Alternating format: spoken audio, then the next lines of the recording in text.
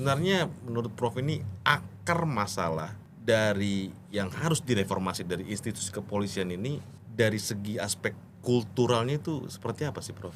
Ya, polisi kan cermin dari masyarakatnya. Bagaimana minta polisi bersih kalau masyarakatnya masih kotor? Mengapa polisi disebut cerminan masyarakat? Ini satu ungkapan yang disampaikan oleh Profesor Hermawan Sulistyo atau kita lebih akrab mengenalnya dengan Prof Kiki.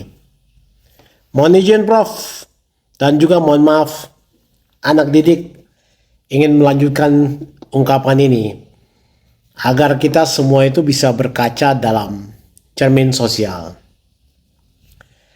Jadi kalimat ini bukan untuk membela kesalahan polisi, tapi untuk mengajak kita agar kita semuanya bercermin.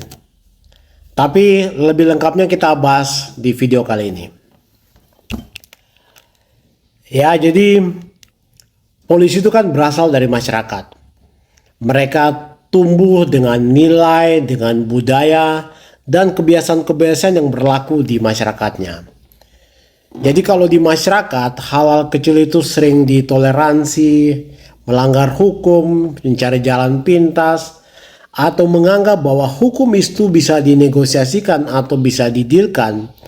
Maka pola pikir ini pasti akan terbawa ketika seseorang itu menjadi polisi. Nah, polisi juga kan bekerja di tengah tekanan-tekanan sosial. Saat masyarakatnya itu terbiasa untuk menyelesaikan masalah-masalah hukum dengan jalan damai di tempat, atau dia bahkan mungkin takut melapor ketika melihat ada pelanggaran, maka penegakan hukum itu pasti akan menjadi lemah karena tidak ada kontrol bersama atau pengawasan. Nah, sebaliknya nih, di masyarakat yang dia lebih kritis, berani bertanya, berani bersuara, dan juga paham kepada aturan, polisi itu akan terdorong untuk bekerja lebih profesional dan juga lebih transparan. Karena ada pengawasan dan juga ada tuntutan moral, ada kesadaran hukum dan juga punya integritas. Nah, perlu dipahami nih, di dalam hubungan antara polisi dan masyarakatnya itu adalah hubungan yang saling membentuk. Jadi polisi yang adil pasti akan melahirkan masyarakat yang dia taat kepada hukum, memiliki kesadaran yang tinggi. Tapi polisi yang sewenang-wenang pasti akan melahirkan masyarakat yang tidak percaya kepada hukum. Jadi membenahi polisi itu tidak cukup hanya dari dalam internalnya atau dalam institusinya saja. Tapi masyarakat juga harus mau berubah. Ya, taat kepada aturan, berani untuk melakukan mekanisme kontrol atau mengawasi, dan juga menghindari praktek-praktek yang menyimpang.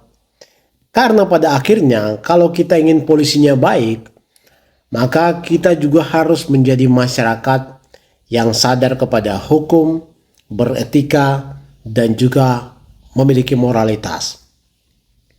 Jadi polisi itu adalah cermin.